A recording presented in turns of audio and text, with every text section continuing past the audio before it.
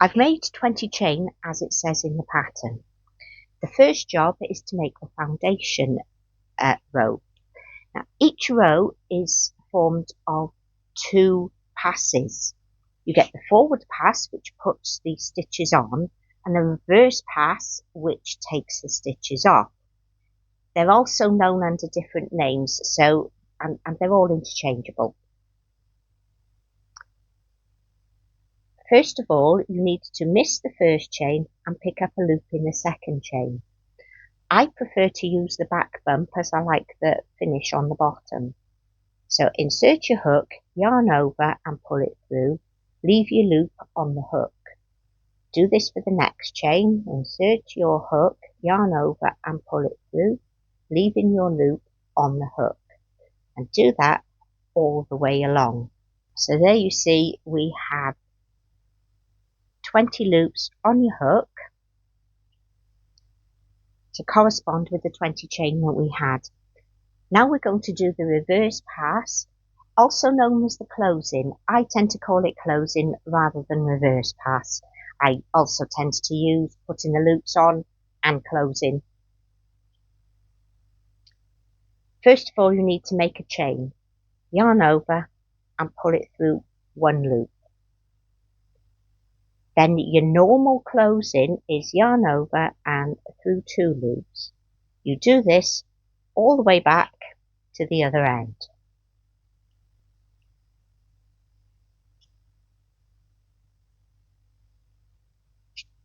Okay, so that is your foundation row. In my patterns, I tend to call it row 1 because I find it easier to be able to count right from the beginning rather than having to miss the first row. Many patterns will count it as a foundation row and then start the next one as row 1. The first stitch we're going to do is Tunisian simple stitch, known as TSS. The reason I've changed colour is to make it easier for you to see what you're doing. We always miss this very first stitch, this one here, because we have the loop from the previous row on there, which makes that one. So Tunisian simple stitch is hook under your vertical bar, yarn over and through, leaving your loop on the hook. So under the bar, yarn over and through, leaving your loop on the hook. Do this all the way to the other end to the last stitch. So now you can see I have the loop that was on there originally plus 18 stitches, which gives me 19. I'm supposed to have 20. The last stitch is called the end stitch. You go under the bar as you would do for your normal simple stitch, but also pick up the bar just behind it. Can you see how you have 2 bars on your hook there? Yarn over and pull it through. That gives you your 20th stitch. Now we're going to be doing the normal closing. So that is 1 chain, which is yarn over and take 1 off. And then your normal closing is yarn over and 2 off, all the way back to the other end.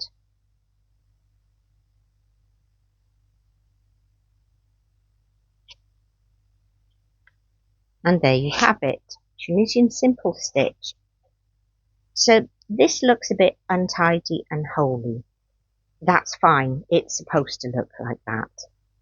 Your stitches that you're working into are actually the ones that look like the stitches you're supposed to be making. So it's always the row below the one that you're working that looks like the stitch you're making, not the one that you've just made. The one that you've just made will always look like this, a bit loose and a bit holy. It's supposed to look like that, so don't worry about it. Just carry on with the pattern for as many rows as you need to do, and I will pause this video and show you the binding off in a minute. I've done the number of rows needed for this particular block. If you're doing the cowl, you don't change colour, you carry on with the colour that you started with all the way through. but this is to make it easier for you to see, so I'm going back to the grey for you to see it. Now the binding off is done in the same stitch as you've made the main block in. So in this case, we're using TSS. So hook under your bar, yarn over, pull it through, but also pull it through the loop on the hook. Again, hook under and pull it all the way through. You need to do this all the way to the last stitch. For your last stitch, it's the same as your regular TSS end stitch. So pick up the last 2 bars, yarn over, and again through everything. If you're doing the cowl, you would need to follow the instructions for the border. If you're just doing a practice block, you can cut off here, yarn over and pull it through the loop. If you're doing the cowl, instead of fastening off, make 1 chain. We're now doing the first row of edging. So it's 2 double crochets into the end of row 7. 1 into each of the next 5 rows.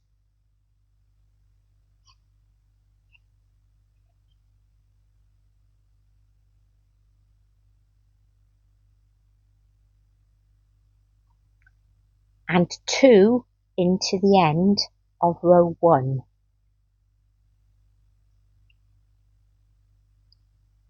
Then you work along the bottom chain, so you're working into the opposite side of the chain that you originally put the stitches in. So it's 2 into the first stitch, then 2 individual stitches, then we're going to miss 1 stitch and work 4 stitches 3 times. So we're missing that 1, 1, 2, 3, 4,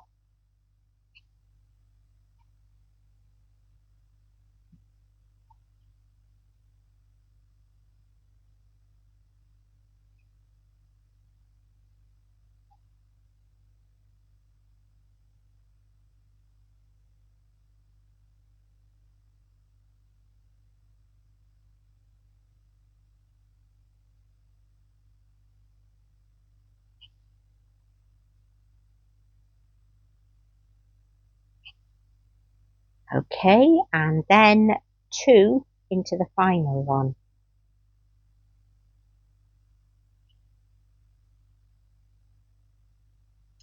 Then we're working up the opposite side, so we're doing 2 into the first row, 1 into the next 5 rows,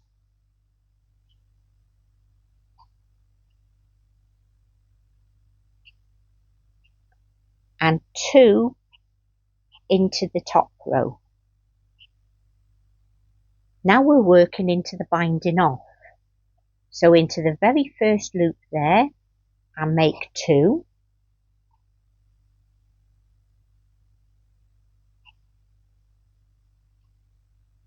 And then 2 individual stitches. This is why you should keep the slip stitches quite loose, because you can see I am struggling a little there because I did them too tight. And then 1, 2, 3, 4,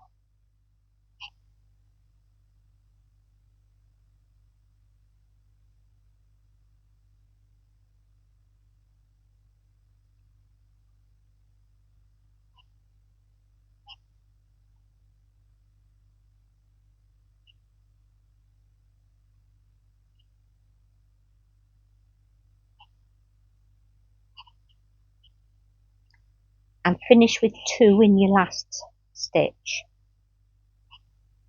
Slip stitch to your very first stitch and make 1 chain ready for the next row. Now this time you're going to need some stitch markers handy. Start off with an increase in the very first stitch, so work 2 double crochets into the first stitch. Put a stitch marker into the first one of those that you made. Then work 7 across the edge.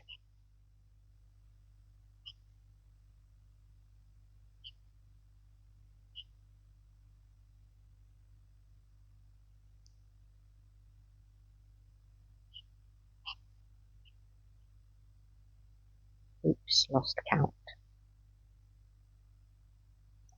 And 2 into this one. This time you put your stitch marker into the second stitch that you made, so it sits there.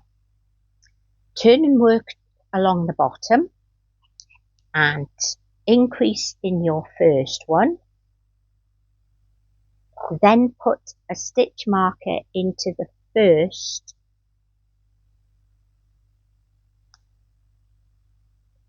so you have them sitting next to each other. These are your end stitches.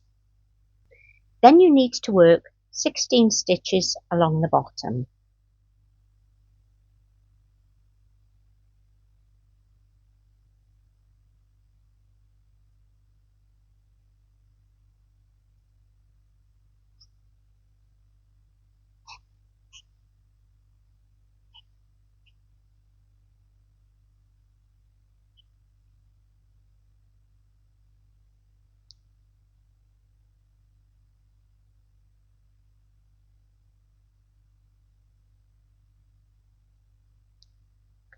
When you've done that, you need another increase in here, and you put your marker in the second one of the increase, so that goes in there. You repeat those 2 sides again, so when you get to the end, slip stitch to your very first stitch and fasten off and sew your ends in. This block is then ready for you to join to your blanket later on.